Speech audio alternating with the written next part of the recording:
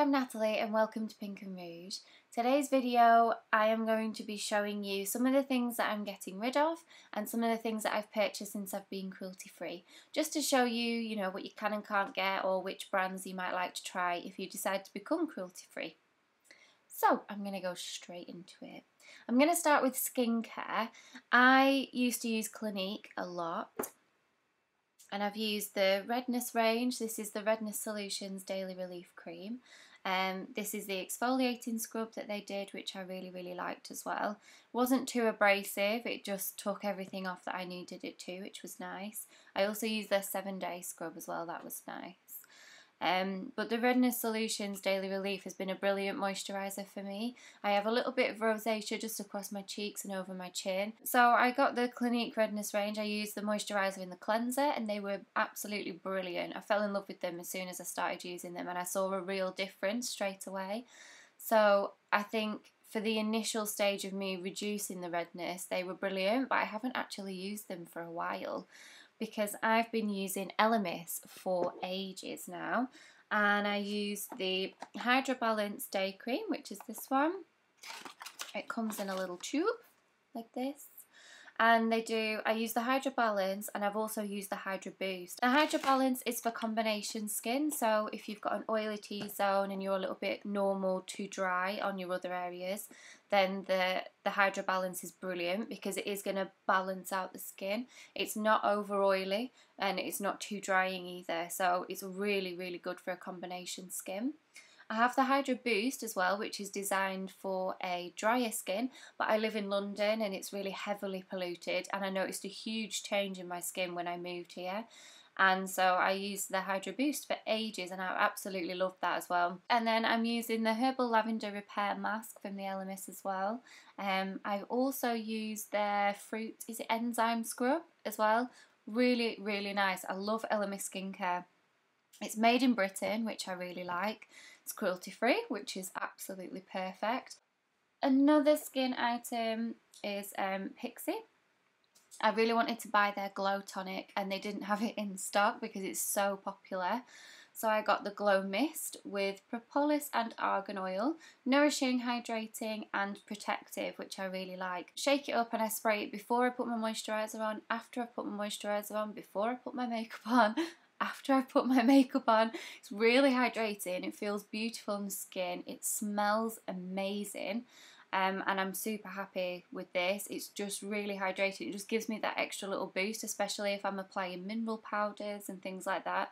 Really nice to spray in between. I'm a really big Pixi fan, so I can't wait to get the Glow Tonic because I feel like that's going to be really good too. When I went to go and buy the Pixi, I was in Marks and Spencer's and they had this range here, Skin Iceland, and this is Solutions for Stressed Skin. This is a glacial face wash with white willow bark. It was £19 for the cleanser, which I didn't think was too bad. Free of parabens, petroleum, mineral oil, chemical sulfates, 100% vegan and dermatologist tested for sensitive skin. I got this as well, £17.50 for a little skin hangover kit. Yeah, works wonders. I wanted the eye cream, which comes in a pen like this, and that is £17 on its own, I think. And this whole pack was £17.50, so it made perfect sense. So it means that I get to try the eye gels, which were amazing. You got 2 of these. I've used one already. You just pop them underneath and let them sink in, and then remove them after 10 minutes, and super hydrating, really nice. I've got quite sensitive eyes and it didn't make them water or anything. They were really nice. You get 2 face masks, blue clay face masks. Get step 1 and step 2. These are going to be really nice. I feel like they're going to be super deep cleansing and really nourishing, so I can't wait to try those as well. So you get 2 of those. And you get a sample of the Antidote Day Cream as well. So I'm looking forward to using this as well. I have tried it once. I don't think it'll take me off my Elemis, but it was really nice. So primer and foundation. I used to use a range of foundations. So here I've got the Smashbox Photo Finish Primer.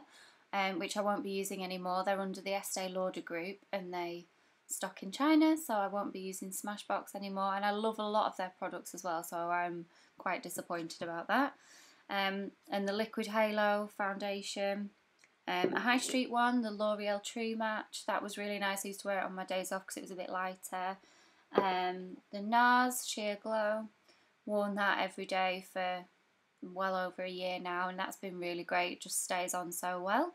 But I'm going to have to wave bye-bye to all of these. NARS is owned by Shiseido and they stock in China. So I'm going to wave goodbye to those.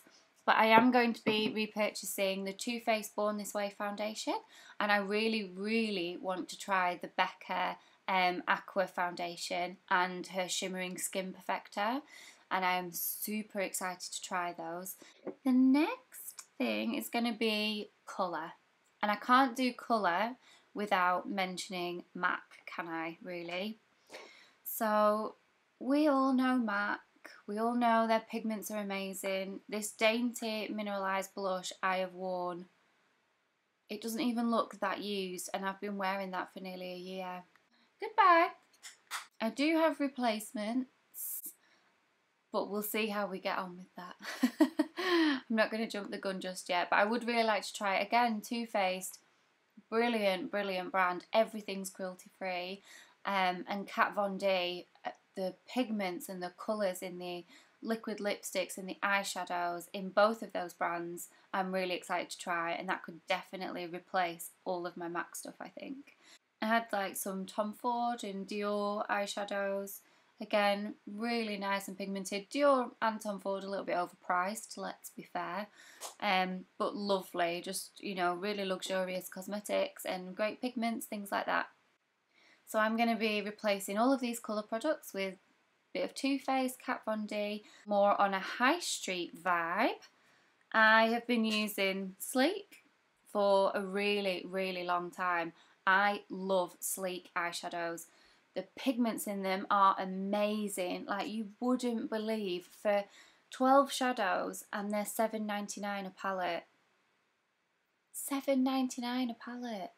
They're amazing. You get a little bit of fallout, fair enough, but 12 shadows that are so pigmented for £8 is just incredible. And I have so many of these already. Oops. Yeah, they're all just, they're lovely. They're such nice colours. The palettes are put together really, really well.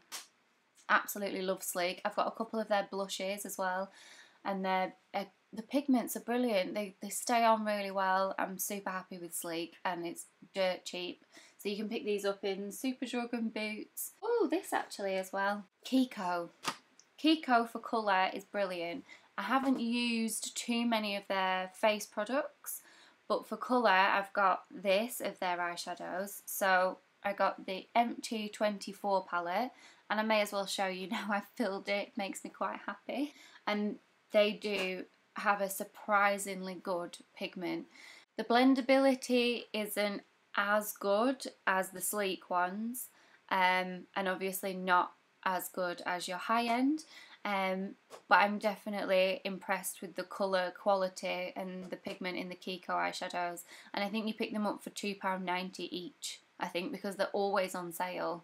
Elf is a really nice brand to pick up colour stuff from as well. So I've got their blush palette at the moment.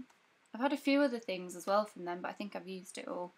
But these are the blushes. Really pretty blusher palette. Again, well pigmented, super cheap. I think this palette was £8, £9. They do some really nice stuff as well. And apparently their HD foundation it has amazing reviews. So it'd be really, really interesting to try their HD foundation. One other colour brand I just want to really quickly talk about, and that is Milani. So I've just really recently bought some of their new foundation in the Conceal and Perfect 2-in-1. This shade is 01 Creamy Vanilla, and I think already it's going to be too dark for me, but I'm going to try it with Fake Tan and see how I get on, because the formula seems really nice. If you want some coverage without it feeling heavy or cakey, when I felt it, it felt amazing. So If you can kind of colour match yourself to the online checker, and then they're definitely worth having a look at. This foundation was £8.99. And it's got a beautiful consistency. I think there's a few other YouTubers that have a review on this, so definitely just type it into the search bar and see if you can find some more information on it before I get to do a review on that one. Their baked blushes have an incredible review. Somebody has compared them to the Hourglass blushes before and said that they preferred the texture of the Milani ones. £5.99. And they are baked. They have a beautiful reflect in them, super glowy, and I've got this on today and I just think it's beautiful. It sits really, really well. Super happy with that. Got a gorgeous reflect on it, blends out really well, super buttery and creamy. £5.99. I'm happy with that one, Milani, thank you. The next couple of things I want to talk about, well, one is Lancome. And Hypnose Mascara is the only mascara I have used for at least 6 years. Brush is complete perfection and I'm desperately trying to find something to replace it with.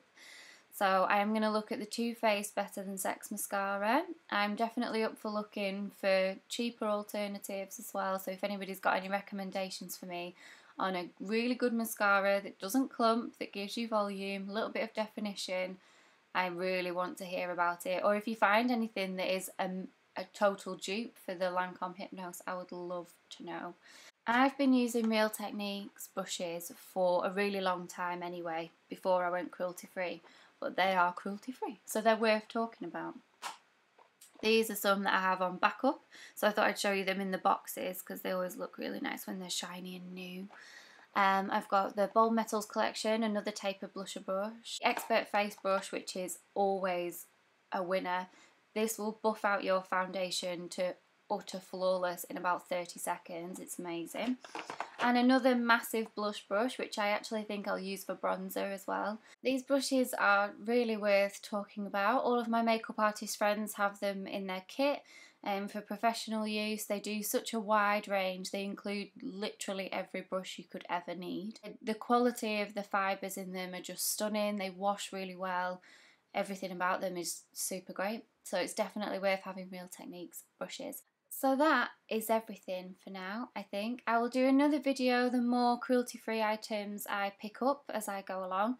I'll do another one of these in a month or so, and then I'll show you what else I've got and what I can replace old items with. If you found it helpful, let me know and I'll keep making more of them. Don't forget to like and subscribe, and I will see you all soon.